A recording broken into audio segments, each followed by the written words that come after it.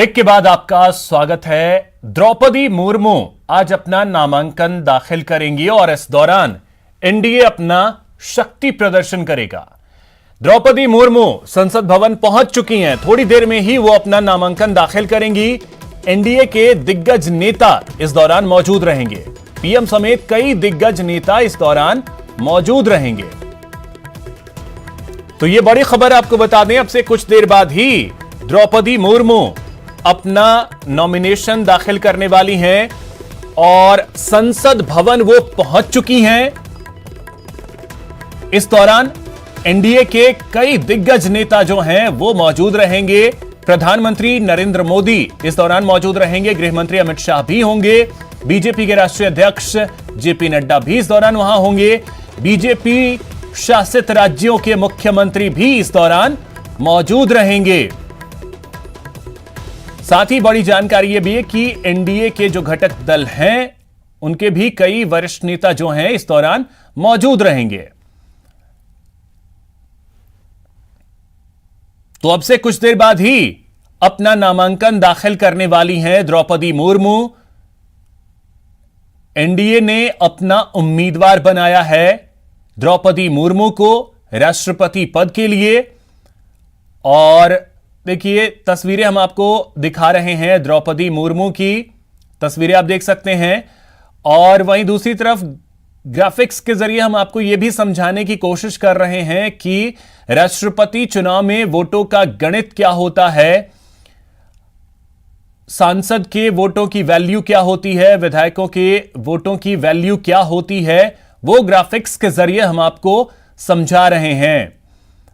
कुल वैल्यू जो है 10,86,431 सांसद और विधायक मिलाकर के। और ये तस्वीरें आप देख सकते हैं, प्रधानमंत्री नरेंद्र मोदी तस्वीरों में आपको नजर आएंगे।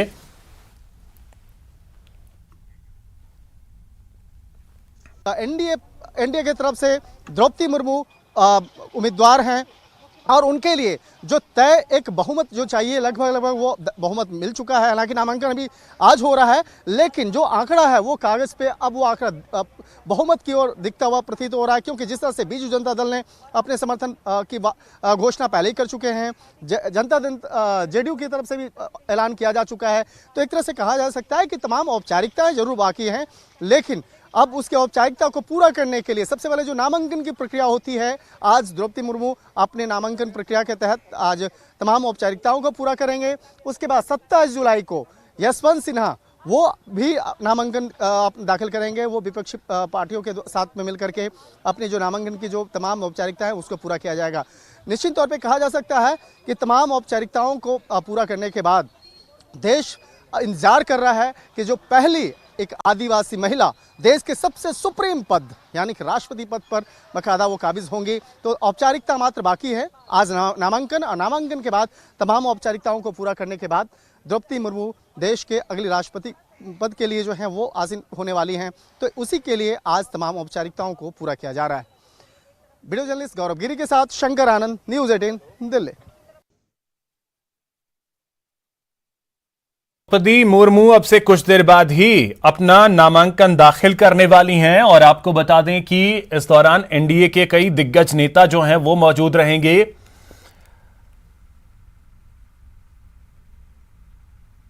देखिए जो राष्ट्रपति चुनाव का गणित है वो क्या है वो हम आपको समझाने की कोशिश कर रहे हैं ग्राफिक्स के जरिए। साथ ही अभी हमारे सहयोगी शंकर आनंद वो ये भी बताने की कोशिश कर रहे थे कि आज नॉमिनेशन अपना दाखिल कर रही हैं द्रौपदी मुर्मू अब से कुछ देर बाद। वहीं 27 तारीख को विपक्ष के जो उम्मीदवार हैं यशवंत सिन्हा वो अपना नामांकन दाखिल करेंगे और टक्कर होगी द्रौपदी मुर्मू और यशवंत सिन्हा की देश के राष्ट्रपति पद के लिए।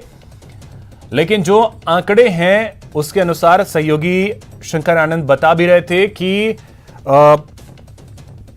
जो फिलहाल की स्थिति बनती हुई दिख रही है, क्योंकि ओडिशा से आती हैं द्रौपदी मुर्मू। ओडिशा से बीजू जनता दल ने समर्थन का ऐलान कर दिया है। अब ऐसे में जो संख्या है, जो संख्या बल है, वोटों का जो गणित है वो द्रौपदी मुर्मू के फेवर में जाता हुआ दिख रहा है।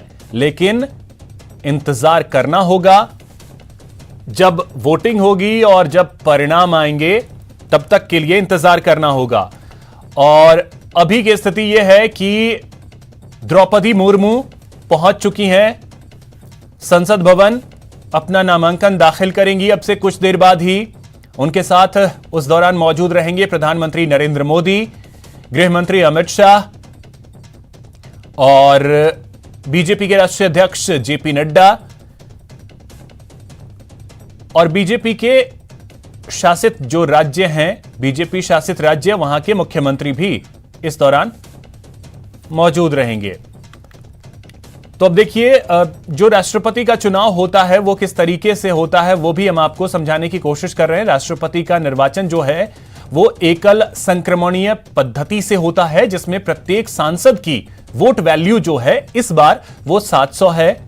राजस्थान के विधायकों की जो वोट वैल्यू है वो 129 है। हर राज्य के विधायकों की वोट वैल्यू जो है वो अलग अलग होती है वहां के जनसंख्या के हिसाब से। वोट वैल्यू क्या है वो आपको बता दें। प्रदेश की कुल जनसंख्या को 1000 से भाग देते हैं, यानी डिवाइड करते हैं। फिर जो भागफल में कुल विधायकों की संख्या को भाग दिया जाता है।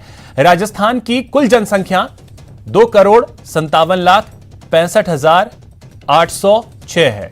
इसे 1000 से भाग देकर भागफल में कुल विधायकों की संख्या से 200 को भाग दिया जाता है, जिसके बाद यह संख्या जो है वो 128.83 है। पूर्णांक जो है चूंकि 5.50 से अधिक है, इसलिए यह पूर्णांक जो है 129 हो जाता है। इसीलिए राजस्थान के एक विधायक की वोट वैल्यू जो है वो 129 है।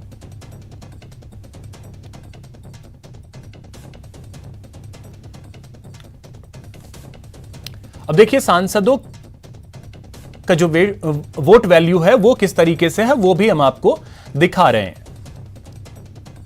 राज्य के विधायकों की संख्या को वोट वैल्यू से गुणा करें, इसमें राज्य की वोट वैल्यू प्राप्त होगी। सभी राज्यों और केंद्र शासित प्रदेशों की वोट वैल्यू का योग जो है वो हम आपको दिखा रहे हैं। 700 इस बार के लिए है, यानी इस बार जो राष्ट्रपति का चुनाव हो रहा है उसमें सांसदों की वोट वैल्यू जो है वो 700 है।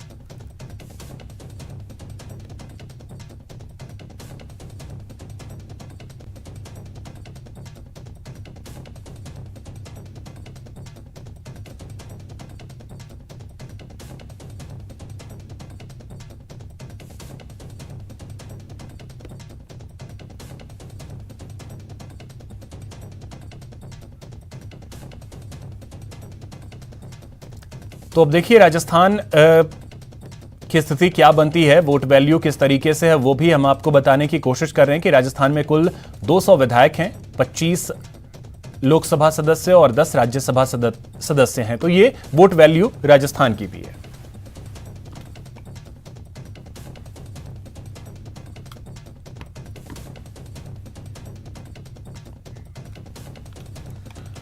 कोविड स्वास्थ्य सहायकों का आंदोलन जारी है। आज से भूख हड़ताल पर बैठे हैं स्वास्थ्य सहायक।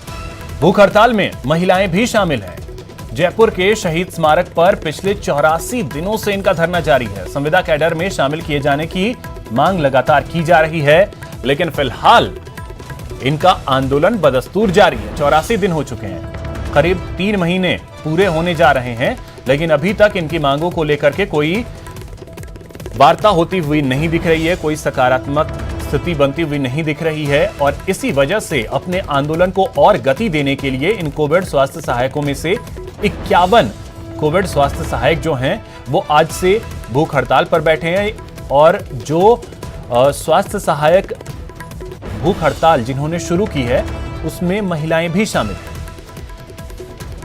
तो कोविड स्वास्थ्य सहायक लगातार धरने पर 84 दिनों से, अब आज से इन्होंने अपने आंदोलन को और गति देने का प्रयास किया है। इसी वजह से इन्होंने अब भूख हड़ताल करने का भी फैसला किया है। लगातार शहीद स्मारक पर बैठे ये कोविड स्वास्थ्य सहायक। अधिक जानकारी के साथ सीधे जयपुर से हमारे सहयोगी सौरभ गृहस्थी हमारे साथ जुड़ रहे हैं। सौरभ, आज से भूख हड़ताल भी शुरू कर दी है इन्होंने?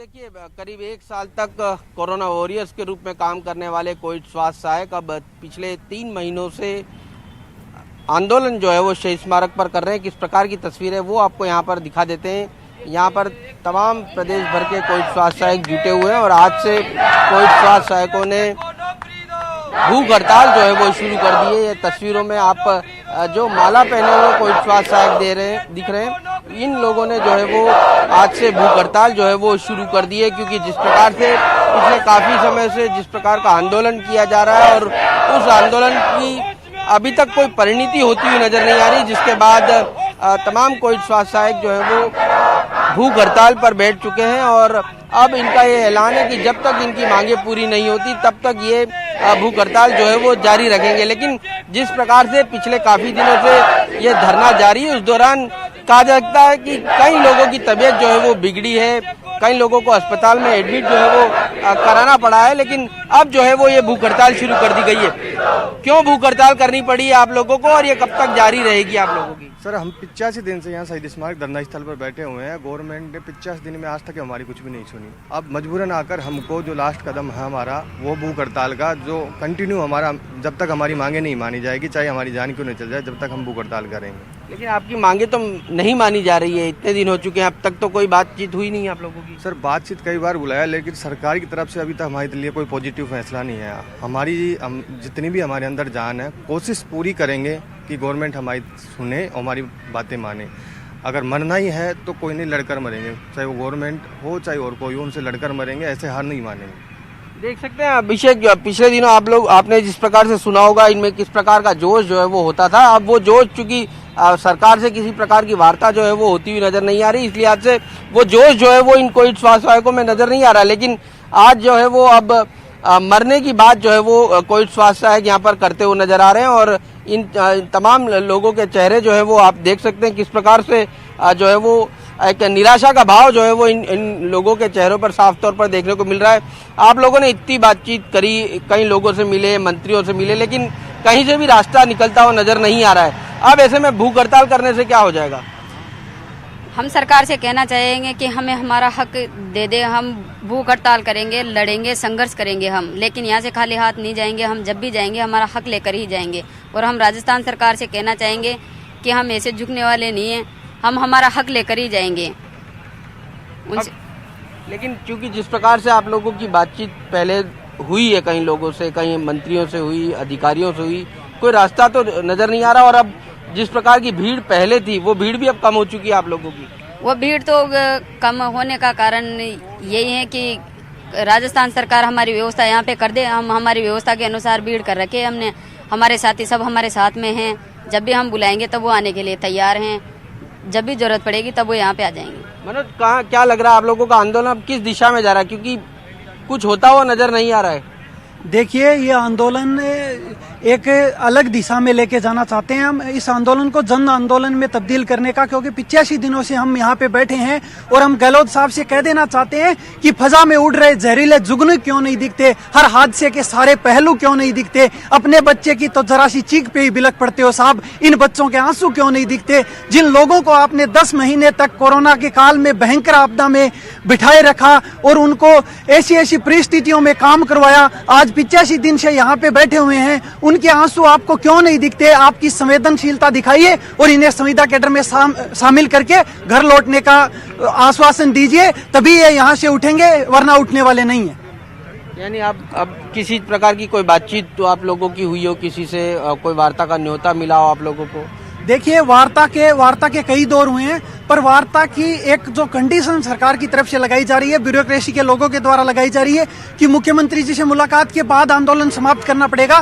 तो हम कह देना चाहते हैं, मुख्यमंत्री जी से मुलाकात के लिए 85 दिन से आंदोलन नहीं कर रहे। हम संविदा कैडर की मांग, हमारी मांग पूर्ण होने तक आंदोलन कर रहे हैं और उसी आंदोलन को हम जारी रखेंगे। हमारी मांग मुख्यमंत्री जी से मिलना नहीं है, हमारी मांग है संविदा कैडर हमें मिले, हमारी नौकरी मिले और तभी हम आंदोलन समाप्त करेंगे। चाहे यहाँ पे हमें जान देनी पड़े, हम यहाँ पे बैठे रहेंगे, तब तक बैठे रहेंगे जब तक हमारी नौकरी नहीं मिल जाती। तो अभिषेक, आपने सुना, देखिए निराशा जरूर है, लेकिन इनके इरादे बिल्कुल साफ है कि जब तक इनकी मांगे पूरी नहीं हो जाती तब तक इसी प्रकार से ये आंदोलन जो है वो जारी रहेगा। हालांकि शहीद स्मारक पर कोविड स्वास्थ्य सहायकों की संख्या बल जो है वो जरूर कम हुई है, क्योंकि पिछले दिनों देखने को मिला कि कई कोविड स्वास्थ्य सहायक जो है वो लगातार धरने के दौरान इन लोगों की तबीयत बिगड़ी और कई महिलाएं भी इसमें शामिल थी। तो परिवार का भी एक तरह से प्रेशर जो है वो साफ तौर पर इन पर देखने को मिला, लेकिन फिर भी बड़ी संख्या में अब तक जो है वो लगातार कोविड स्वास्थ्य सहायक यहाँ पर जमे हुए हैं, अपनी मांगों को लेकर अड़े हुए हैं और ये चाहते हैं कि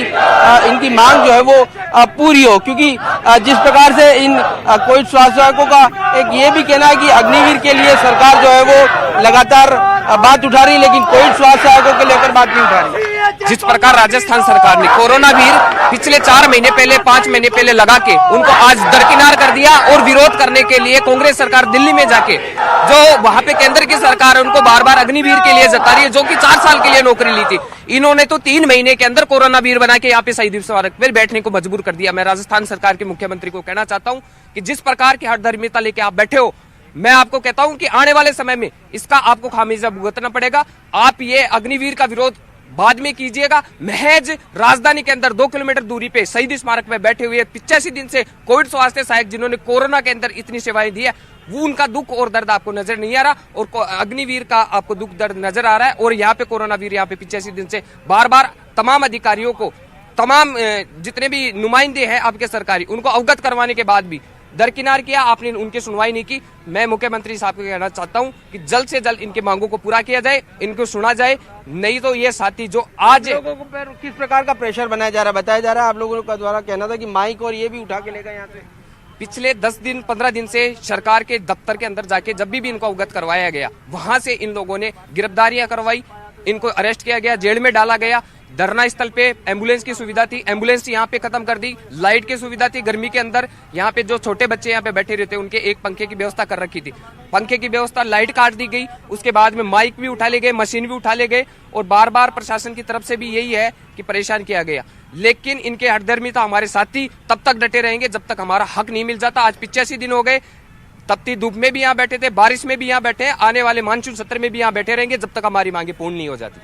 तो अभिषेक, आपने सुना किस प्रकार से इन लोगों के इरादे हैं और ये लोग जब तक मांगे पूरी नहीं हो जाती तब तक इसी प्रकार से आंदोलन जो है वो जारी रखने की बात कर रहे हैं। लेकिन आज से भूख हड़ताल जो है वो शुरू कर दी गई है। अब देखना होगा कि किस प्रकार से इनकी बात जो है वो सरकार या उनके नुमाइंदे जो है वो सुनते हैं। जी चलिए, तो उम्मीद की जानी चाहिए कि एक सकारात्मक वार्ता हो कम से कम, तभी हल निकल सकेगा। फिलहाल बहुत शुक्रिया आपका सौरभ तमाम जानकारी के लिए।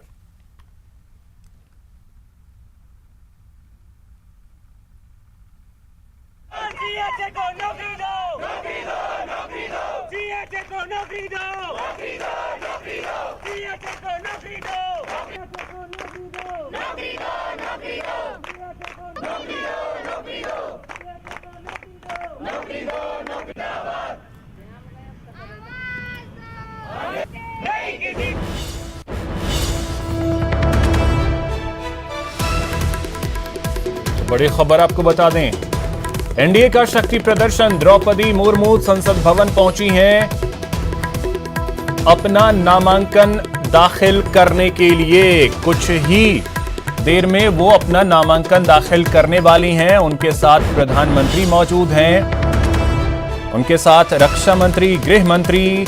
सीधी तस्वीरें हम आपको संसद भवन से दिखा रहे हैं। तस्वीरों में आप देख सकते हैं प्रधानमंत्री नरेंद्र मोदी, जेपी नड्डा, द्रौपदी मुर्मू, रक्षा मंत्री राजनाथ सिंह, गृह मंत्री अमित शाह, नितिन गडकरी और कई राज्यों के जो मुख्यमंत्री हैं, बीजेपी शासित राज्यों के मुख्यमंत्री, वो भी आपको तस्वीरों में नजर आएंगे। योगी आदित्यनाथ को आप तस्वीरों के जरिए देख सकते हैं। आने वाले जो विधायक हैं, सांसद हैं, उनको खास तौर पर जो ट्राइबल विधायक और सांसद हैं, उनको खास तौर पर इसमें शामिल कराया गया है, क्योंकि तो ये तस्वीरें आप देख सकते हैं, राष्ट्रपति पद के लिए अपना नामांकन दाखिल करने के लिए पहुंची हैं द्रौपदी मुर्मू। अब देखिए, जो प्रस्तावक हैं इस चुनाव के लिए राजस्थान से जिनका नाम है वो हम आपको भी दिखा रहे हैं। कैलाश मीणा जो कि विधायक हैं, गढ़ी से प्रस्तावक बने हैं। अर्जुन मीणा सांसद हैं उदयपुर से, ये प्रस्तावक बने हैं। कनकमल कटारा सांसद हैं बांसवाड़ा से। कुल 7 लोग, जिसमें 5 विधायक और 2 सांसद, वो प्रस्तावक राजस्थान से हैं द्रौपदी मुर्मू के।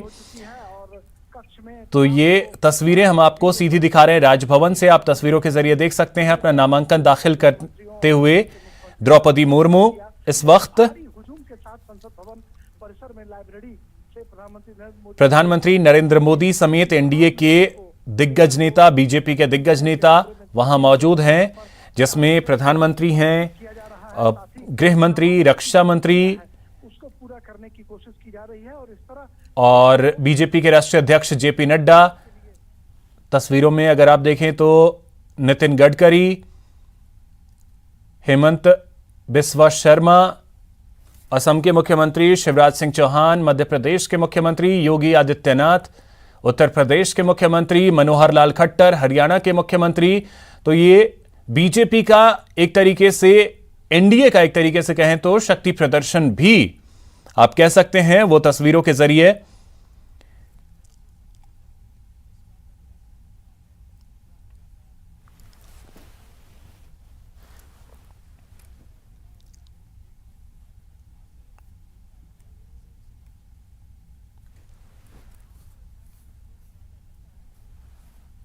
तो ये संसद भवन से सीधी तस्वीरें, द्रौपदी मुर्मू अपना नामांकन दाखिल कर रही हैं।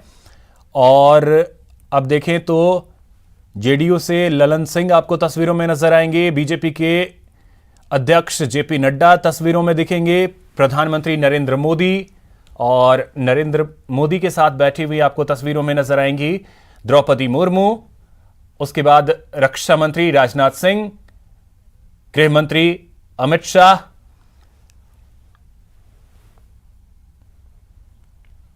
संसद भवन से ये सीधी तस्वीरें जहां अपना नामांकन दाखिल कर रही हैं इस वक्त द्रौपदी मुर्मू। द्रौपदी मुर्मू जो कि ओडिशा से आती हैं, राज्यपाल रह चुकी हैं ओडिशा की और झारखंड की राज्यपाल रह चुकी हैं। झारखंड की अगर बात की जाए तो वहां एकमात्र राज्यपाल हैं जिन्होंने अपना पूरा टर्म किया है और उन्हें अपना उम्मीदवार बनाया एनडीए ने।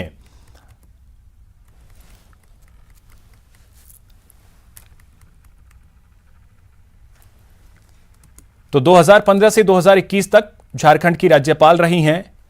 पहली आदिवासी महिला जो राज्यपाल रहीं द्रौपदी मुर्मू, वो अपना नामांकन दाखिल कर रही हैं। झारखंड में फुल टर्म पूरी करने वाली पहली राज्यपाल रहीं। और आपको बता दें कि अगर द्रौपदी मुर्मू राष्ट्रपति बनती हैं तो वो पहली आदिवासी महिला होंगी जो देश की राष्ट्रपति बनेंगी। तो द्रौपदी मुर्मू जिनका जन्म 20 जून 1958 को हुआ, वर्तमान उम्र उनकी 64 वर्ष है। शिक्षा उनकी जो है वो ग्रेजुएट तक उन्होंने की है। गृह जिला जो है उनका मयूरभंज ओडिशा की रहने वाली हैं द्रौपदी मुर्मू। बहुत लंबा उनका एक संघर्ष रहा है और इस संघर्ष के सहारे आज वो राष्ट्रपति पद के लिए अपना नामांकन दाखिल करती हुई एनडीए से 1997 में वो बीजेपी में शामिल हुई थी। पार्षद के रूप में अपने सियासी करियर की उन्होंने शुरुआत की। 2000 से लेकर 2004 में वो रायरंगपुर से विधायक चुनी गई। ओडिशा की सरकार में उस दौरान वो मंत्री भी रहीं और उसके बाद वो राज्यपाल के तौर पर भी उन्होंने काम किया। यह तस्वीर आप द्रौपदी मुर्मू की देख सकते हैं। 2015 से 2021 तक वो झारखंड की राज्यपाल रहीं और अब देश के राष्ट्रपति के तौर पर अपनी उम्मीदवारी पेश करते हुए और एनडीए अपना शक्ति प्रदर्शन करते हुए।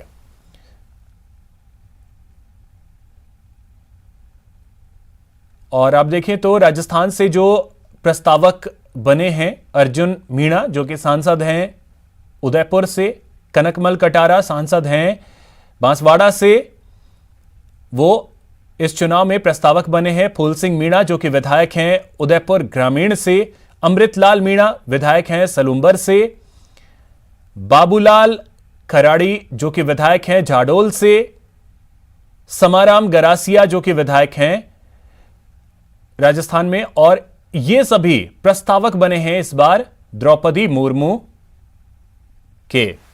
राजस्थान से 7 प्रस्तावक।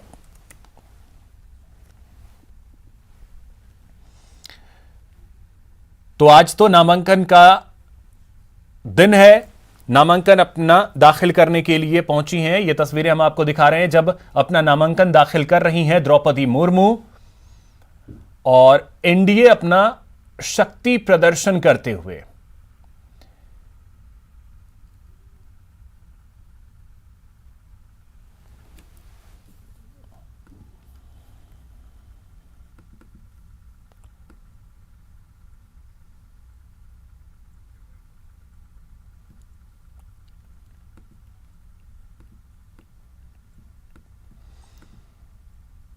तो देखिए, राजस्थान से फूल सिंह मीणा विधायक उदयपुर ग्रामीण, अमृतलाल मीणा विधायक सलूंबर, बाबूलाल खराड़ी विधायक झाडोल, समाराम गरासिया विधायक पिंडवाड़ा, कैलाश मीणा विधायक गढ़ी, अर्जुन मीणा सांसद उदयपुर, कनकमल कटारा सांसद बांसवाड़ा, जसकौर मीणा सांसद दौसा। तो प्रस्तावक के तौर पर ये सभी हैं। और आपको बता दें कि द्रौपदी मुर्मू इस वक्त अपना नामांकन दाखिल कर रही हैं। एनडीए ने उन्हें अपना उम्मीदवार बनाया है।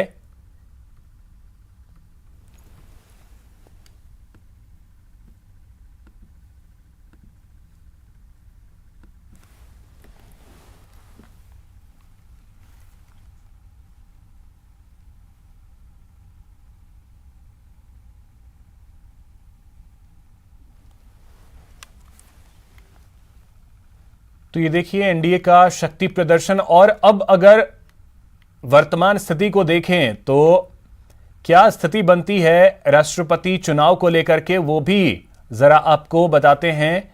क्योंकि इस वक्त तो नामांकन अपना दाखिल कर रही हैं द्रौपदी मुर्मू, और उनके सामने होंगे विपक्ष के उम्मीदवार यशवंत सिन्हा जो कि एक समय में बीजेपी में ही हुआ करते थे, केंद्र में मंत्री रह चुके हैं।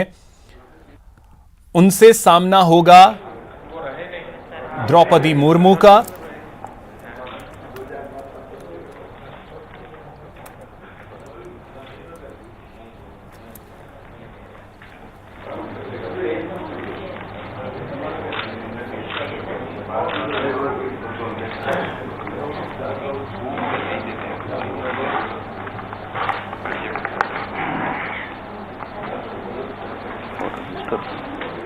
रजिस्टर पे साइन।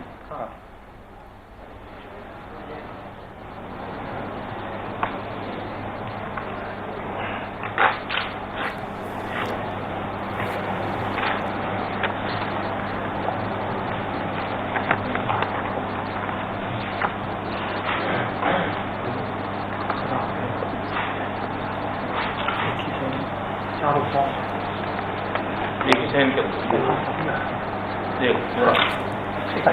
एक पार्ट भी करना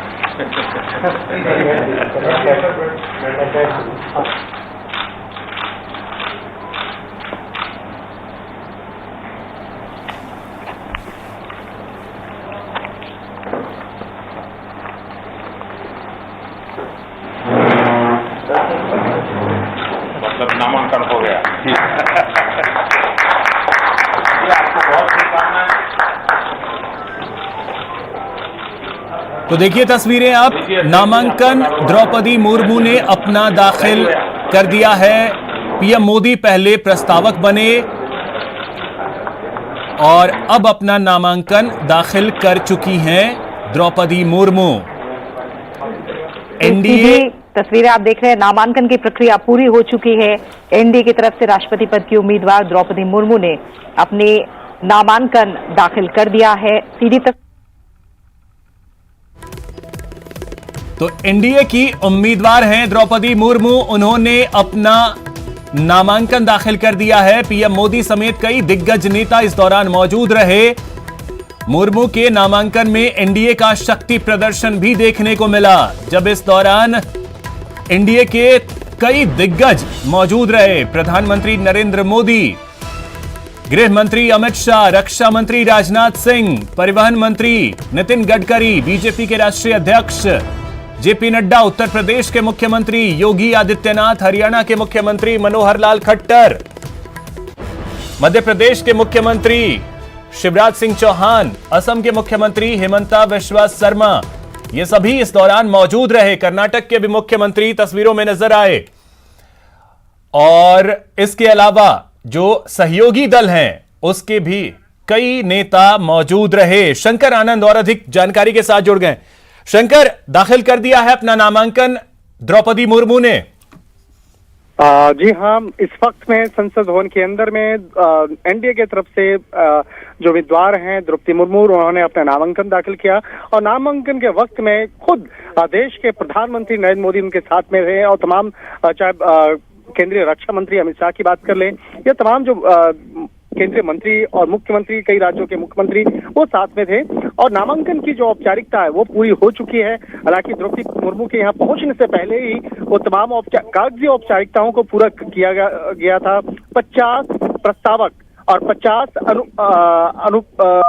अनुपालक जो है बकायदा उसके नामों की जो घोषणा पहले से हो चुकी थी और उसके साथ साथ तमाम जो कागजी कार्रवाई है वो की जा चुकी थी। प्रधानमंत्री नरेंद्र मोदी जैसे ही पहुंचे उसके बाद वो नामांकन की प्रक्रिया प्रारंभ हुई और अब थोड़ी देर के बाद द्रौपदी मुर्मू और साथ साथ में देश के प्रधानमंत्री नरेंद्र मोदी अब संसद भवन से निकलने वाले हैं। हालांकि जो अभी बातचीत की जो औपचारिकता है आपस में चलिए ठीक है शंकर, बहुत शुक्रिया आपका तमाम जानकारी के लिए। तो द्रौपदी मुर्मू ने अपना नामांकन भी दाखिल कर दिया है और इस दौरान एनडीए ने अपना शक्ति प्रदर्शन भी किया। फिलहाल इस बुलेटिन में इतना ही। नमस्कार।